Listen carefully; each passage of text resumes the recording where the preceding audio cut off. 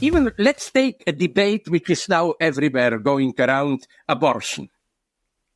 But isn't it that to have a position on abortion, you must make, look, I'm not saying these are philosophical decisions, but nonetheless, you have to take a certain fundamental stance. Is the fetus a living being? Is somebody being hurt when you do abortion? Because you know what fascinated me? I remember already years ago, some guys were defending the prohibition on abortion in a very logical way. I almost like it, although I'm opposed to it. They simply put prohibition of abortion into the series of big progress on human rights and human freedoms. They claimed, listen, it began with fighting racism. All races should have the same rights and so on. Then there was the feminist struggle.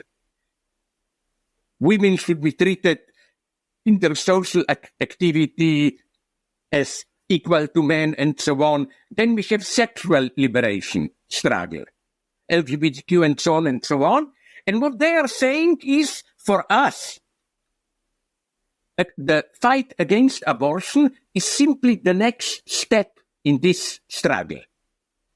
Each stage of this struggle included some group previously excluded. Other races, no, they should be also included. Women, no, they should be also included. So-called transsexuals, no, they should be also included. And they're claiming, we just want to say that the unborn people, they should also be included. Now, I think it's too simple to go directly into, how should I call it, into this empirical debate, you know.